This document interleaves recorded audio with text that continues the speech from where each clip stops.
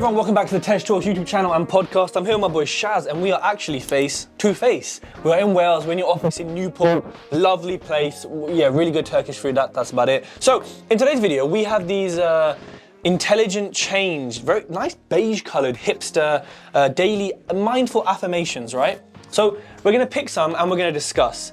This is a good one. Shaz, and this is in italics, let go of everything and everyone that doesn't serve me in a positive way. Ooh.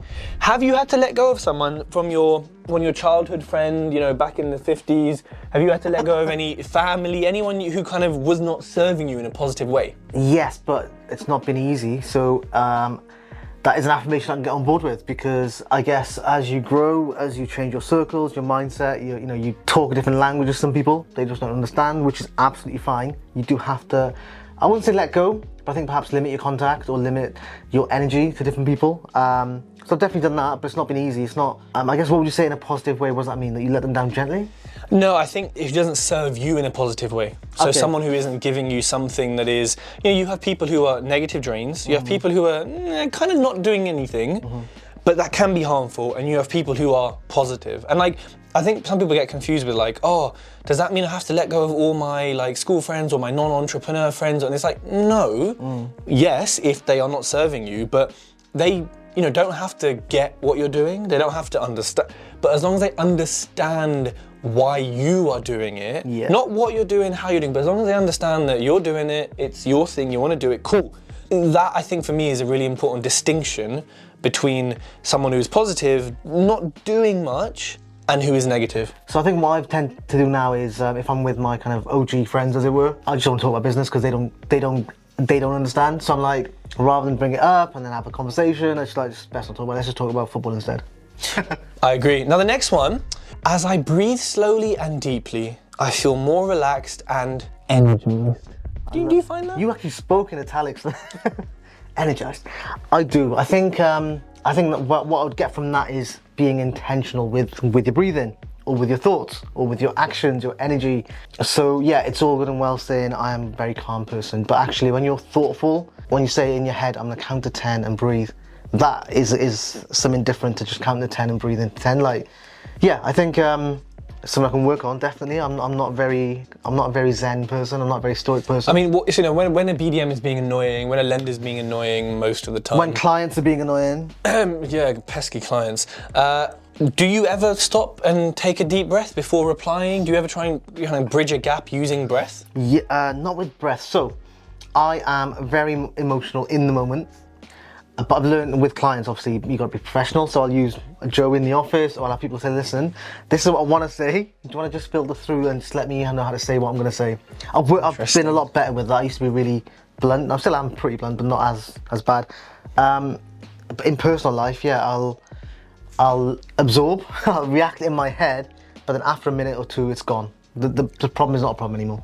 And I think that's the power of putting, and this is more than just breathing, it's putting a gap between the stimuli and the response. Yes. It's very easy for us to just, someone says something, let me say it back, or I got a text, because we live in this instant Instagram generation, and where you can see people typing, that is such that was designed to keep you on it. When you see that, so-and-so is recording a voice message, my God, just call me. By the time you... Nah, no one does calls, man. Come on, that's old school. Yeah. So I think for me, this is super important. And even just reading this and just taking a breath with it. Yeah, intentionally. Because it's one of the few things we can control, right? Physiologically, we can't control our heart rate, we can't control whatever. We can control our breath, so breathe. Breathe, I'm gonna do one. Right. Okay. Right. Inside of me, there is an endless pool of peace, calmness and harmony. Yeah, I can relate to this, because even though on the outside it may not seem like that, it might seem more lively, more active, more kind of out there, within me, and at moments, like in the gym, like we went earlier, none of us had headphones on, probably because we're with each other, but I never have headphones on the gym.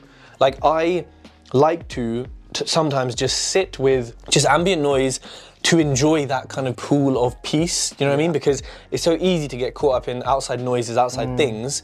And if we just, and by the way, so many people struggle to do this, to just put their phone down, don't sit there with TV, just be with yourself, your thoughts, your mind, and see what happens, see what comes of it. So yeah, I love that, and these are actually really mindful affirmations. I mean, guys, just I always have my headphones on in the gym because I don't want to be approached. You know, I have my TV on, the TV screen on, and celebrity lifestyle. Sorry, we can't all, you know. And one more for me, because this is actually, I think it's a really good one. The more I focus my mind on the good in my life, the more good comes into my life. You know what? I think that makes sense, because what you think about, you see, it's cognitive bias. Yes. When you're looking for a new car and you think, yes, I want to buy a Toyota Yaris, that was my first car. Until then, I didn't see any on the road. As soon as you wanted to buy one, every other car was a Yaris. Everywhere, yeah. You don't see Koenigseggs or Ferraris that much when I think about them. But I think it's so true, because it's like what you attract into your life is like what you see and what you look for. If you see the world is a shithole, everything's mashed up. But if you focus on and only see negativity in workspace, in your work, in your relationships, then that's all that you're going to then see coming into it. Because positive things will come into it, but you won't see them or register them. You'll say, oh yeah, I got a promotion, but I hate the job anyway. Or you're like, oh, I got a new property, but now I have to. If you always put that negative spin on it, you know, that's all you're going to see. So I like that, and I think people should. This is a really good kit. Thanks to Shivani Power when I went to a workshop. Is it hers? No, she gave everyone. I like these. Yeah, these big up Shivani Power. These are really important to think about, and I think also taking time every day to do something like this 100%. Is important, right? 100%.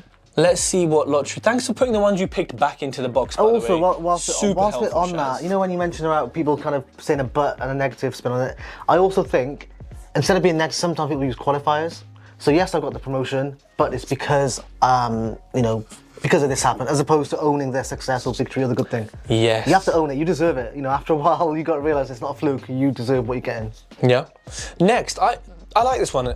I live life with a constant sense of intention. From moment to moment, I know why I am here. I love that. So I think I'm working on being very, I've used this word a lot since the last few days, intention or being intentional. Guys, life's too short, and if you're just floating around, waiting for things to happen, it's not going to happen, or it'll take just much longer. If you're intentional with your thoughts, your actions, and they all kind of go round and round, hand in hand, things will happen quicker and they'll happen better, and you'll feel more fulfilled because you've made them happen. So yeah, intention for me is kind of my word, one of my words of 2024. I like that. You know what? And look at the other side of this. I definitely think we need intention in everything we do, but sometimes it's nice to have no intention. Now, I mean this not in a business or work sense, but I mean this in a relaxing sense. You're on holiday.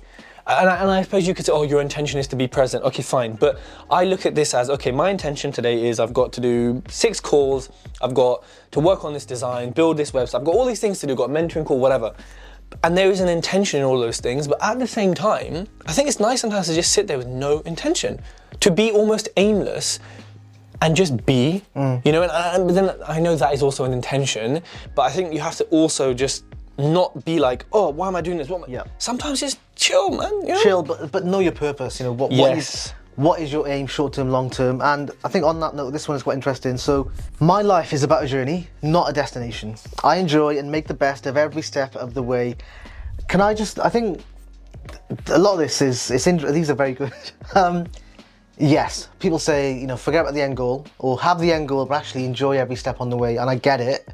But I think it's also very important to not lose sight of the end goal, because, you know, ultimately you are trying to achieve something, a tangible goal, whether it's an income or a money in the bank or assets or whatever. So yes, on that journey, the people you meet, the events you go to, the things you buy, how you're getting there, enjoy every bit of that, but don't lose sight of what the end goal is my thought on that. Yeah, I agree. You know, I think a lot of people have this, you know, I will be happy, I will be fulfilled when, I will be happy if, and they're really focused on that destination, which is when my business turns over $1 million, you know, when this, and you get to that point, you know, and you're probably not actually happy as you thought you were. And I think that links to it's what Gary Vee says, right? Love the process. It's what Hassan Minhaj said on my favorite episode of the Gary Vee show. So Gary Vee says to him, do you really think you're going to be big time? Hassan says, look, I hate that question. He goes, Gary Vee's like, great, tell me why. He says, because that says that me getting to do a stadium tour or a Netflix special is going to make me happy. He goes, the fact that I do comedy every single night means I've achieved what I want to achieve. And that is because he loves what he's doing and he loves the process. Of course, you want to get somewhere, you have goals, But if you don't love the process, as Gary Vee says, then like you're gonna fail, you're gonna fall off. And that's why there's always an argument, but people should have businesses in sectors that they like or that they're somewhat passionate about. Yeah. I always say, what you're good at, what you enjoy, do the middle bit, because that is what you enjoy. Now, okay, I'm on board with this. I radiate positive energy from my being. Yeah, I think you do. I think both of us do, to be fair. I think it's positive but realistic and real. Like, it's very easy to be like influencers and say, no bad days, good days only. I'm like, well, you're an idiot, aren't you? Because you're lying, like, because it's just not true. Like, okay, you can reframe a bad day into a good day. You can reframe something bad into something good. But I think a lot of the time there are some things that are inherently bad and some things that are inherently good. And so framing is important, the context is important, but and this kind of links to networking, you always give tips about networking because you're a pro networker. I am.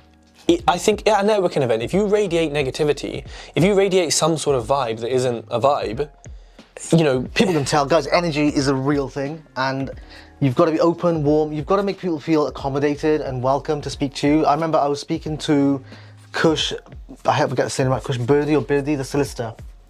And then, again, because we have this warm energy, Angelica, she felt comfortable and feel, hey guys, do you mind if I join in? I was like, of course, no, join in. So, you've got to make people feel welcome. What else are you going there for, to speak to two people? No, you want to speak to as many people as possible. Absolutely. Last one here. I always believe in myself. I am my biggest supporter.